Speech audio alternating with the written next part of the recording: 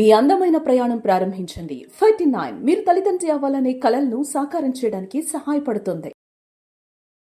నమస్తే, welcome to Suman TV. వేసవికాలం వచ్చేస్తుంది. ఈ వేసవి తాపాన్ని తీర్చుకోవడానికి చాలామంది నీళ్లకు బదులుగా కూల్ డ్రింక్స్ను వాడటం స్టార్ట్ చేసేస్తున్నారు. సో బాటిల్ కూల్ డ్రింక్స్ పెద్దవాళ్లే కాదు, చిన్నపిల్లలు కూడా చాలా ఇష్టంగా తాగిస్తూ ఉంటారు. ఇది తాగిన తర్వాత మన బాడీ ఎలా కొలాప్స్ అవుతుంది, దీని పరిణామాలు ఏ రకంగా ఉంటుంది, కూల్ డ్రింక్ అంత పెద్ద ఇష్యూని క్రియేట్ చేస్తుందా అనే భావన కూడా చాలా మందిలో ఉంటుంది. ఇవాళ తెలుసుకుందాం కూల్ డ్రింక్స్ వల్ల మన బాడీ ఏ రకంగా తయారవుతుంది, ఎలాంటి హాని చేస్తుంది మన బాడీకి అనే విషయాన్ని మనతో మాట్లాడేందుకు గైనిక్ ఆంకాలజిస్ట్ డాక్టర్ సాయిలక్ష్మి దయాన గారు ఉన్నారు. సో మేడంతో మాట్లాడదాం, అపోలో హాస్పిటల్ నుంచి. Hello ma'am. Hello ma'am, cool drinks so అందరికీ బాగా ఇష్టమైంది. సో పిల్లలకు కూడా ఇవ్వచ్చా లేదా అన్న కాన్షియస్ని పక్కన పెట్టేసి వాళ్ళకి ఒక్కొక్క బాటిల్ కొనేసి పేరెంట్స్ కూడా ఇచ్చేస్తున్నారు. సో చిన్నప్పటి నుంచే ఈ అలవాటు ఇలా పెరుగుతూ వస్తూ ఉంటుంటే అసలు మన బాడీకి ఏమైనా హాని జరిగే అవకాశం ఉంటుందా? ఎప్పుడో ఒకసారి తీసుకుంటే పర్వాలేదా, రెగ్యులర్గా తీసుకుంటే ఏమవుతుంది? ఎందుకంటే ఎప్పుడో ఒకసారి ఏదో ఒక చెడు అలవాటు మనం ప్రాక్టీస్ చేస్తే ఐ డోంట్ థింక్ మన బాడీ క్షమించకుండా ఒక్కసారి మనం ఏదో స్మోక్ చేసామనో, ఒక కూల్ డ్రింక్ తాగామనో, ఒక ఆల్కహాల్ ఏదో తీసుకున్నామనో ఏదో అయిపోతుంది అని అనుకోను. మన బాడీకి చాలా క్షమించే గుణం ఉంటుంది. సో అప్పుడప్పుడు ఎప్పుడో బాగా తాగాలనిపించి ఒక కూల్ డ్రింక్ తీసుకున్నారు అంటే పర్వాలేదు, ఇట్స్ ఓకే. బట్ రెపిటేటివ్గా తీసుకుంటే మటుకు ద వర్స్ట్ కేటగిరీ ఆఫ్ డ్రింక్స్లోకి కూల్ డ్రింక్ వస్తుంది. అది డయట్ అవ్వచ్చు ఆర్ నార్మల్ షుగర్ ఉన్నది అవ్వచ్చు. లిసే డయట్ కోక్ అవ్వచ్చు, నార్మల్ కోక్ అవ్వచ్చు, కోక్ జీరో అవ్వచ్చు, నార్మల్ కోక్ అవ్వచ్చు, ఆర్ ఎనీ అదర్. పేర్లు ఎందుకు చెప్పడం, ఏ కూల్ డ్రింక్ అని అదే కేటగిరీలోకి వస్తుంది. కొంతమంది డయట్ది తీసుకుంటే షుగర్ ఉండదు కదా, క్యాలరీస్ ఎక్కువ ఉండవు అనుకుంటారు. ఫేర్ ఇనఫ్, మీరు డయట్ కోక్లో 0 క్యాలరీస్ ఉంటాయి, తాగొచ్చు క్యాలరీ పరంగా. బట్ అందులో ఉండే ఆస్పర్టేమ్ అనేది మీకు మంచిది కాదు. So the chemicals and the sugar or ఆ షుగర్ బదులు వేసే ఆల్టర్నేటివ్ షుగర్ ఏది కూడా మన బాడీకి మంచిది కాదు. కొంతమంది మీరు ఎస్పెషలీ గ్యాస్ట్రోఎంట్రాలజిస్ట్తో మాట్లాడితే ఆ సాఫ్ట్ డ్రింక్స్ చూడంగానే వాళ్ళదేదో బాంబుని చూసినట్టు లేదా పాముని చూసినట్టు హడలిపోతారని, అంత భయం వాళ్ళకి ఆ లిక్విడ్స్ అంటే.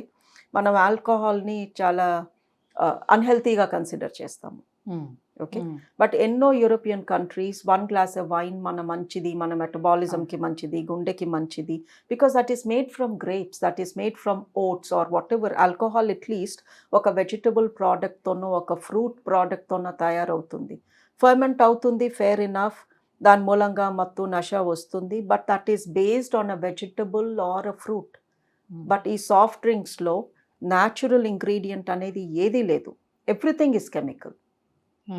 మనం తాగే స్ప్రైట్లో నిమ్మకాయ లేదు, మాజాలో మామిడికాయ లేదు, అన్ని కెమికల్సే. ఏదైనా హెవీగా ఫుడ్ తిన్నప్పుడు వాళ్ళకి జీర్ణం కాలేదు అని అనిపించినప్పుడు కూడా చాలా మంది డ్రింక్స్ని తాగడం స్టార్ట్ చేస్తూ ఉంటారు. లేదు అని అంటే లైక్ బిర్యానీ లాంటి మసాలా ఐటమ్స్ తినేటప్పుడు దాంతోపాటు కాంబినేషన్లో తాగుతూ ఉంటారు. సో దానివల్ల ఏమైనా క్యాన్సర్ రిస్క్ ఏమైనా ఉంటుందా ఇలా కాంబినేషన్స్లో? డెఫినెట్లీ అండి. ఇప్పుడు క్యాన్సర్స్ మనం ఎందుకు చూస్తున్నాము అంటే, ఈ క్యాన్సర్ ఏదో ఒక వింత రోగమో దెయ్యమో కాదు మన బాడీలో వచ్చి కూర్చోవడానికి. మన బాడీలో ఒక పార్ట్ ఇంకా నా వల్ల కాదు, నువ్వు చేసే ఇన్సల్ట్స్ నేను తట్టుకోలేను, నేను ఇంకా చెడిపోతున్నాను అని మొదలయ్యాక కూడా అది రిపేర్ అయిపోతుంది మనం జాగ్రత్త తీసుకుంటే. సో మన బాడీలో ఒక పార్ట్ మనం చేసే ఇన్సల్ట్ని తట్టుకోలేక డ్యామేజ్ అవ్వడాన్నే క్యాన్సర్ అంటాము. సో ఆ సెల్స్ మ్యూటేట్ అవుతాయి. ఆ మ్యూటేట్ అయిన సెల్స్ని మనం రిపేర్ చేసుకోకుండానే మళ్ళీ ఇంకేదో తోస్తున్నాం అదే పొట్టలోకి, అదే పేగులోకి రిపీటెడ్గా. ఆ ఇన్సల్ట్స్ పేరుకుపోయి అది పేగు క్యాన్సర్ కింద అవుతుంది, లేదా స్టమక్ క్యాన్సర్ కింద అవుతుంది. So repetitive injury to our body, అది రిపేర్ అయ్యే టైం మనం ఇవ్వకుండా, బాడీని మనం కాపాడుకోకుండా, ఇవాళ బిర్యానీ తినేసి, కూల్ డ్రింక్స్ తాగేసి, స్మోక్ చేసేసి మళ్ళీ రేపొద్దున అదే పని చేస్తే దానికి రిపేర్ అయ్యే టైం ఎక్కడ దొరికింది?